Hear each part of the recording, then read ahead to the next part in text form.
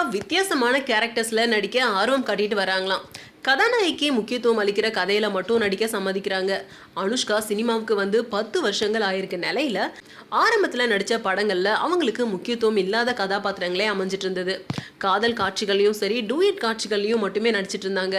ஆனா அருந்ததி படம் அவங்களுக்கு ஒரு பெரிய டேர்னிங் பாயிண்டா அமைஞ்சது. அனுஷ்காவை மையப்படுத்திய அந்த படம் அவரோட நடிப்பு திறமையும் வெளிப்படுத்தி இருந்துச்சு. மந்திரவாதி கிட்ட ஆக்ரோஷமா மோதுற காட்சிகள் எல்லாம் மிரள வச்சிருந்தாங்க. அதுக்கு பிறகு முன்னணி டைரக்டர்கள் பார்வை அவங்க பக்கம் திரும்பிச்சு. அனுஷ்காவை மனசுல வச்சு கதையெல்லாம் தயாரிக்க ஆரம்பிச்சிருந்தாங்க.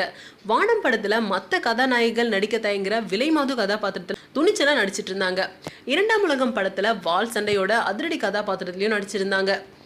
அது மட்டும் இல்லாம பாகுபலி திரைப்படத்துல அடிமை சங்கிலியில பிணைக்கப்பட்ட ராணி வேஷத்துல வந்துட்டு இருந்தாங்க. ருத்ரமாதேவி படத்துலயும் ராணி வேஷத்துல கதாநாயகர்களுக்கு இணையா அதிரடி சண்டை காட்சியிலையும் நடிச்சு ரசிகர்களை கவர்ந்திருந்தாங்க. இஞ்சிடு பழகி படத்துல 15 கிலோ எடையை கூட்டி குண்டு பெண்ணா வந்து ஆச்சரியமும் படுத்திருந்தாங்க. பாக்மதி அப்படின்ற சரித்திர கதையம்சம் உள்ள படத்துல இப்போ வித்தியாசமான கேரக்டர்ல நடிச்சிட்டு இருக்காங்களாம். நாகார்ஜுனாவோட ஓம் நமோ வெங்கடேஷாய அப்படின்ற பக்தி படத்துலயும் நடிச்சிட்டு இருக்காங்க. இதுல ஏழுமலையானோட பக்தையா வராங்களாம். இந்த படத்துல அவங்களோட தோற்றம் வெளியாகி இருக்கு அப்படின்னும் இது எனக்கு இன்னொரு முக்கிய படமா இருக்கும் அப்படின்னும் எதிர்பார்க்கப்படுது. அது மட்டும் இல்லாம தொடர்ந்து வித்தியாசமான கதாபாத்திரங்களை நடிக்க அனுஷ்கா ஆர்வம் காட்டிட்டு இருக்காங்க அப்படின்னும் கதாநாயகிக்கு முக்கியத்துவம் அளிக்கிற படங்கள்ல மட்டுமே நடிக்கிறது அப்படின்னு முடிவு செஞ்சிருக்காங்க அப்படின்னும் தகவல்கள் வெளியாயிருக்கு.